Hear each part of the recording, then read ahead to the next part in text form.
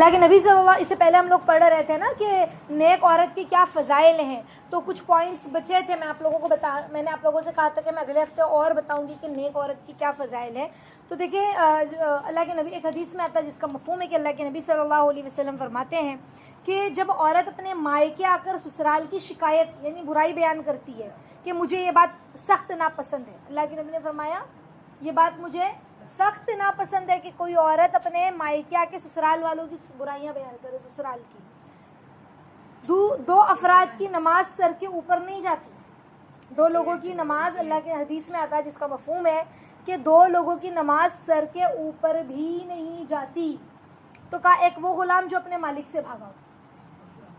پہلے غلاموں کا دور تھا نا، غلام خریدے اور بیچے جاتے تھے. آج جو نوکر ہوتے ہیں وہ خریدے نہیں جاتے، مطلب وہ سیلری بیس پر ہم رکھتے ہیں کہ بھائی اتنے دیر تمہاری سیلری ہے. سمجھ رہے؟ پہلے 24 گھنٹے کا وہ غلام ہوتا تھا، تو ایک بار غلام ہو گیا تو سو غلام ہو گیا. میں نے آپ لوگ کو بتایا تھا نا، اب وہ غلام بھاگ جائے اپنی جان بچا کے اور کسی اور شہر یا کہیں بھی بھاگ جائے کہ مجھے اس کی غلامی نہ کرنا پڑے فلاں شخص کی، تو کہا کہ ایسے غلام کی دعا قبول نہیں ہوتی. ایسے غلام کی دعا، بھائی پیسے سے خریدا ہوا انسان تھا نا وہ، پہلے غلاموں کا دور تھا، قبول نہیں ہوتی ہے جو اپنے مالک سے بھاگا ہو. دوسرا وہ عورت جو اپنے خاوند کی نافرمان ہو. آپ لوگوں کو پتہ ہے یونس علیہ السلام جب کشتی میں سوار تھے تو کشتی میں طوفان آنے لگا دریا میں، اور کشتی اتنی تیز ہلنے لگی کہ اب ڈوبے گی جب ڈوبے گی.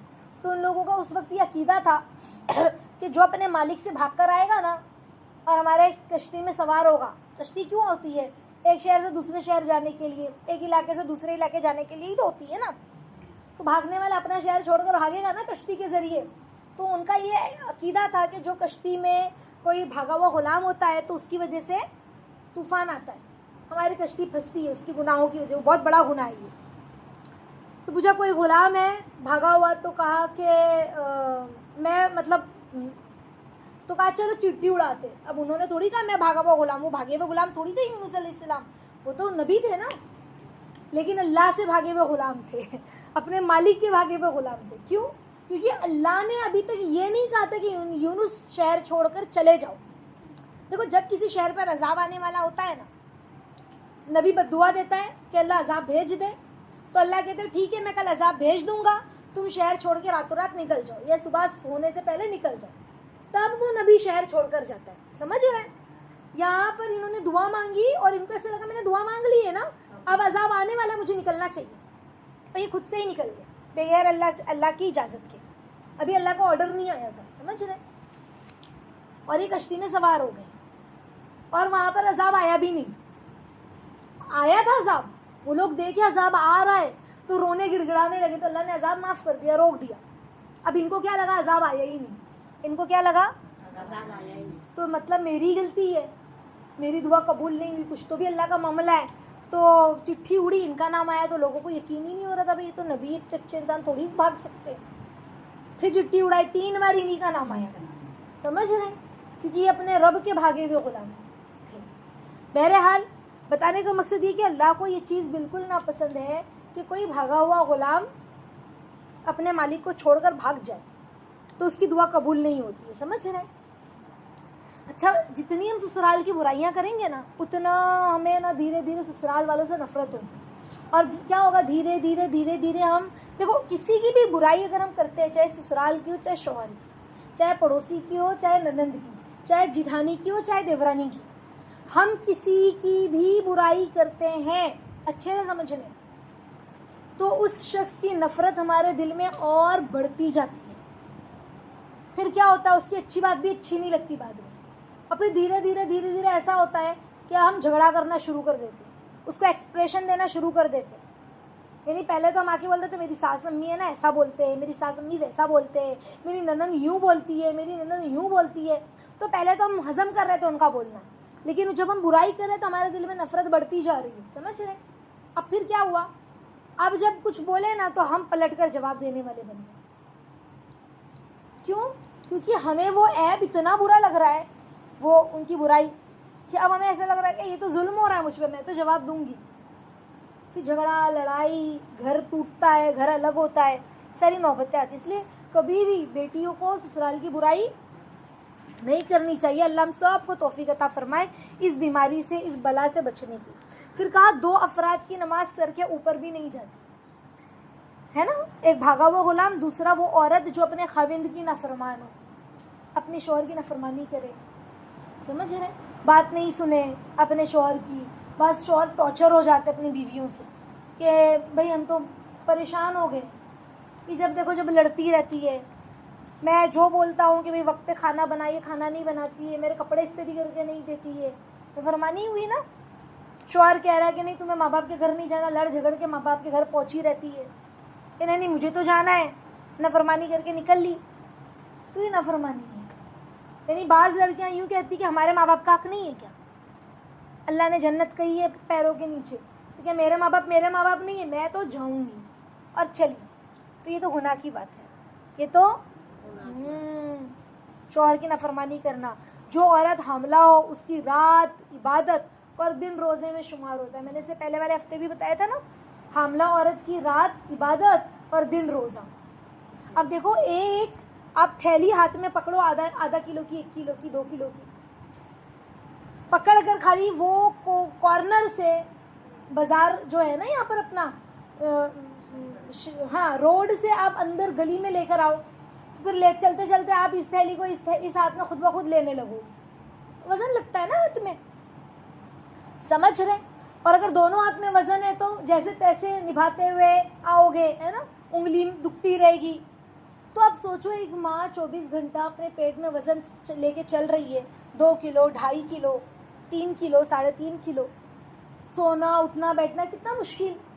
تو اللہ نے کتنا اجر دیا اس کا, کہ رات عبادت دن روزے کی حالت میں ایسا ثواب, سمجھ رہے. لیکن شرط یہ بھی ہے کہ بندہ اللہ کی طرف متوجہ بھی ہو, ہے نا. عورت بچہ پیدا, اچھا ہماری استاذہ کہتی ہے کہ حاملہ عورت جو ہوتی ہے نا وہ اتنا زیادہ اپنے آپ کو بچائے گناہوں سے, یعنی کسی کی غیبت نہیں کرنا, کسی کے بارے میں برا نہیں بولنا, فضول موبائل نہیں دیکھنا, استغفار کی کثرت کرتے رہے, کلمہ پڑھتے رہے, ذکر کرتے رہے, کھانا بھی بنا رہی ہے, سب کام کر رہی ہے, ذکر کرتے ہو, تاکہ پوری نورانیت اس کے بچے کو ملے. اور اب کی اس دور میں تو کتنا ضروری ہے سب کام کرنا, کیونکہ دور کتنا بد سے بدتر آ رہا ہے نا. جو عورت حاملہ ہو اس کی رات عبادت دن روزے میں, ہے نا. عورت بچہ پیدا ہونے میں جو تکلیف برداشت کرتی ہے, ہر رگ کے درد پر, ہر نس کے درد پر مقبول حج کا ثواب ملتا ہے. بتائیں ایسا درد ہوتا ہے کہ جان نکل جائے, ایسا لوگ کہتے ہیں کہ درد ہوتا ہے, سمجھ رہے. یعنی اس درد کے بعد سمجھو عورت دوبارہ زندہ ہو جائے, ایسا معاملہ ہوتا ہے. تو اللہ نے کتنا ثواب دیا کہ ہر رگ کے درد ہونے پر مقبول حج کا ثواب ہے. کتنا ثواب عورت کو اللہ نے دیا ہے. مرد کے پاس یہ سب ملے گا, مرد کو یہ ساری چیزیں, ہم کہہ رہے ہمارے کو ہی سب کرنا ہے, بچے بھی 9 مہینے, پھر یہ بھی, پھر حیض بھی, پھر نفاس بھی, لیکن اجر تو دیکھو اللہ بھر بھر کر دے رہے ہیں. بس صبر و شکر کے ساتھ چلتی ہے نا. اگر بچہ ہونے کے بعد عورت 40 دن کے اندر فوت ہو جائے, یعنی وہ جو نفاس کی حالت جسے کہتے ہیں نا, جچگی کی حالت میں, ہاں, اس کا انتقال ہو جائے, تو کہا اس کو ثواب کا, شہادت کا ثواب, اس کا درجہ ملتا ہے. شہادت کا ثواب اور شہادت کا درجہ عطا کرتے ہیں. اسی حالت میں وہ ناپاکی کی اسی 40 دن کے اندر نہیں, نفاس کی مدت میں انتقال ہو گیا.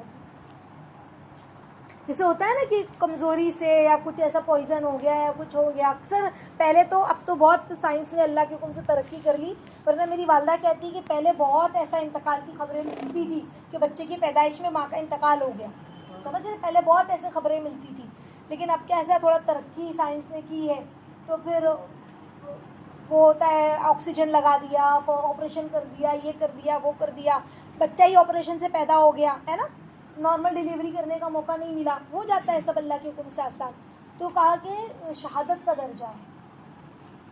اور جب بچہ رات کو روئے اور ماں بددعا دے, بغیر دودھ پلائے, تو اس کو ایک ماں بددعا دیے بغیر دودھ پلائے, کوسے نہیں بچے کو کہ کیوں میری مصیبت بن گیا ہے, مجھے ستاتا ہے, نہ یہ نہ وہ ہوتا ہے نا, تو کہا کہ 1 سال کی نمازوں اور روزوں کا ثواب ملتا ہے. کتنی پریشانی ہوتی ہے. جو چھوٹے بچوں کی ماں ہوتی ہے نا, ان کو بڑی پریشانی ہوتی ہے سونے کی, کہ ہر تھوڑی دیر میں, آدھی گھنٹے میں, کبھی کبھی تو بچہ ہر 5-5-10 منٹ پر اٹھتا ہے, کچھ بیمار ہے, پریشان ہے, زکام ہے, بخار ہے, تو پوری پوری رات وہ نہیں سونے دیتا ہے. تو کتنا اللہ ثواب دے رہے ہیں. جب بچہ کا دودھ پینے کا وقت پورا ہو جائے تو آسمان سے فرشتہ آ کر اس عورت کو خوشخبری سناتا ہے کہ اے عورت, اللہ نے تجھ پر جنت واجب کر دی. 2 سال دودھ پلایا, مدت پوری ہو گئی, تو خوشخبری. کتنا اچھا. ایک بات یہاں پر, ایک پوائنٹ مجھے آپ لوگوں کو بتاتے چلنا ہے. 2 سال سے 1 دن اوپر بھی دودھ پلانا حرام ہے. بعض عورتیں جو ہے نا اپنے لڑکوں کو 2.5 سال دودھ پلانے لگتی ہے, یہ تو بہت گناہ ہے. 1 دن بھی اوپر نہیں پلانا ہے دودھ, حرام ہے. سمجھ رہے ہیں, حرام ہے. تو ایسا نہیں کہ 1.5 سال لڑکی اور 2 سال لڑکا, یہ بھی غلط بات ہے, یہ بھی غلط. 2 سال دودھ پلانے کی مدت. اب آپ 2 سال 1 سال 11 مہینہ پلاؤ, یا پورا 2 سال پلاؤ, یا 2 سال میں 1 ہفتہ کم پلاؤ, چلے گا, چلے گا. سمجھ رہے ہیں. 1 ہفتہ 2 سال میں کم بھی پلاؤ, دودھ چھڑانے کے لیے بھی تو ہفتہ لگتا ہے نا, دھیرے دھیرے انسان کو. تو ہفتہ 10 دن پہلے ہی, 2 سال پورا ہونے سے پہلے ہی ہم دودھ چھڑانے لگے, تاکہ بچے کی عادت ہو جائے. اور 2 سال پورا کمپلیٹ ہو گیا ہے, اب تم نے دودھ 1 قطرہ بھی نہیں پلا سکتے بچوں, ورنہ عورت گنہگار ہوگی. جب شوہر سفر سے واپس آئے اور عورت اس کو کھانا کھلائے, اس دوران اس نے کوئی خیانت بھی نہ کی ہو. شوہر سفر سے آئے, کہیں گاؤں سے, کہیں تجارت سے, کوئی سفر سے آئے, اور عورت نے اس کو اچھے سے کھلایا پلایا, اور کوئی بھی کہتے ہیں خیانت نہیں کی, یعنی کسی اور مرد کے ساتھ, سمجھ رہے ہیں, رشتہ قائم کرنا, یا پھر اس کے مال میں خیانت, جو بھی ہے, تو اس عورت کو 12 سال کی نفلی عبادت کا ثواب ملتا ہے. سمجھ رہے ہیں. جب عورت اپنے شوہر کے کہے بغیر اس کے پیر دبائے تو اس کو 7 تولہ سونا صدقہ کرنے کا ثواب ملتا ہے, اور جب کہنے پر دبائے تو 7 تولہ چاندی ثواب صدقہ کرنے کا ثواب. اب سونا چاندی کتنا بھاؤ ہے, اب روز سونا چاندی صدقہ کرنے کا ثواب نہیں چاہیے, بغیر بولے, شوہر بولے بھی نہیں دبائیں. بعض عورتیں تو تمہارا روز کا ہے, مجھے بولتے رہتے پیر دباؤ پیر دباؤ. بولے میرا بھی دکھتا ہے, میرا بھی دباؤ نا.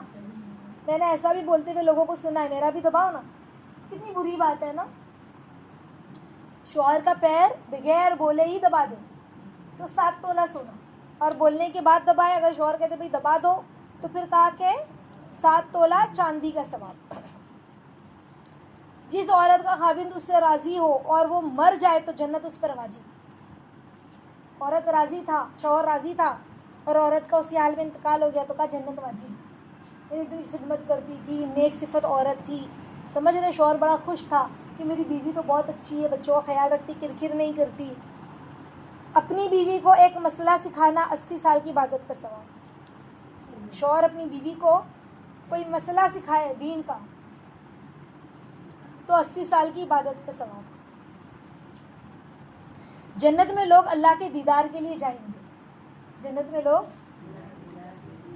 لیکن جس عورت نے حیا اور پردے میں وقت گزارا ہوگا نا, اللہ اس عورت کو دیدار کروانے خود آئیں گے.